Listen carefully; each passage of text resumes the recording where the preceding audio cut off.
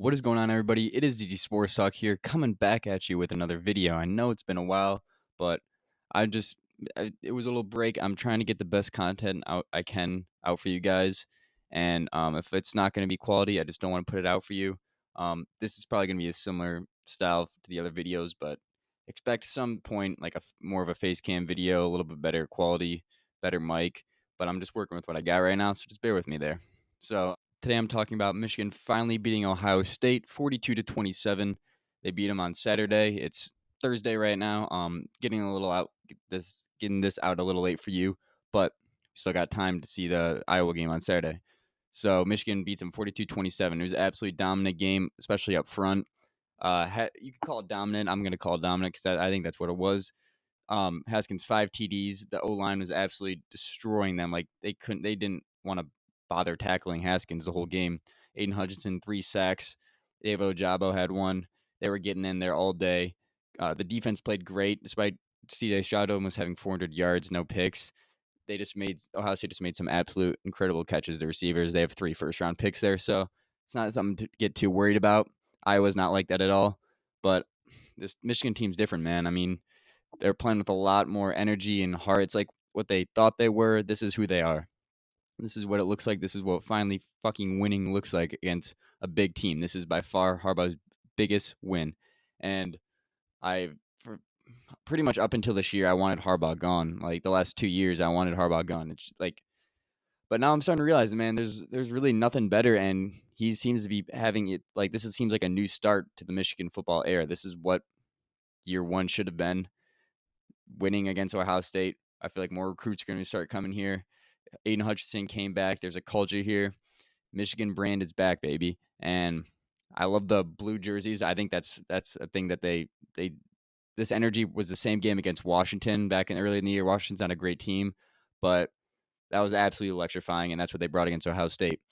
So yeah, don't you've already heard everything about the Michigan Ohio State game. I'm not going to go too much into that. Just covered it right there. But let's talk about Michigan versus Iowa, Big Ten championship game on Saturday. Iowa, I'm just going to say it, man. Iowa's garbage. They lost 24-7 to Purdue. They lost to Wisconsin 27-7, and they barely beat Northwestern by 5. It was like 17-12.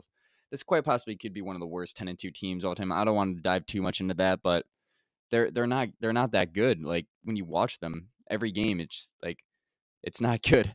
They quite pass like they have 121st yards per play, or 121st in the league in yards per play. Excuse me, 81st in scoring offense. They can't run the ball. They can't convert on third down. Their defense has been solid. That they were dominant at the beginning of the year, getting lots of turnovers. They're top 10 in pretty much most defensive categories. But I don't think Michigan. I don't think it's too much for Michigan's offense. I really don't. Um, Michigan has to limit turnovers. Iowa's fourth in the country at that. That's what they're best at. But the good thing about Michigan is they don't turn the football over. They run the fucking ball. They take their passes. They throw big plays down the field, mix it up a little bit. It's hard to stop this Michigan offense, especially when they get going. And I don't want to overlook this game, and I'm not going to. I'll be prepared for Iowa to come out and play hard, but I don't think it's going to be that close. I think Michigan's going to steamroll them. I think they can run the ball. I don't think any offense or any defensive line is getting past this Michigan offensive line. Maybe Georgia, but up until then, I don't see any team doing it. And no team has done it since. Teams everyone is questioning if Michigan could run the ball throughout the whole year. If they could beat Michigan State, they could beat Ohio State. They didn't beat Michigan State. They really should have. They were up by so much and they just choked it. But what are you gonna do? They're peaking now, and that's all that matters. Michigan State peaked then, I guess. But when you have Haskins who can carry the ball 25 to 30 times a game, get over 150 yards, like it's pretty much a given. When he just has a hole, he can break tackles. He's got the speed. And then you mix it up, bring in Blake Corum. He's gonna run around you. He's gonna run by you. He's fast as hell. And then Donovan Edwards, he's snagging one-handed catches, taking them 80 yards to the house. I don't know how you can stop this. Bring in JJ McCarthy. He'll run a read option, and then he'll throw it 40 yards down the field. This Michigan team is nice. And I haven't been I am a Michigan fan, but like up until this year, even most of this year, I've just not been too high on them. I think it's been smoke and mirrors. I didn't, I don't think they're that great of a team, but man, they're looking like it now. I don't think any team in the country wants to face this team, especially even Georgia. But I mean, they're still clear cut the number one team in the nation. But I think Hutchin, the key on defense. I mean, Iowa's offense is very bad. Their quarterback can't move in the pocket. They don't have a run game. They have a decent running back, but they're pretty far down there in the rankings. But Michigan, this is the best defensive line Michigan has faced, or Iowa will face all year, and this is the worst offensive line that Michigan will face this year. And that's where I just think it comes down to. I think Hutchinson and Ojabo won't be stopped all day. I think they'll be in his face. And I think Michigan is going to dominate this one 33-14. That'll be my call. So now we have the playoff standings. They were just released yesterday, and it's Georgia 1, Michigan 2, Alabama 3, Cincinnati 4, Oklahoma State 5, Notre Dame 6, and Ohio State 7. So very interesting.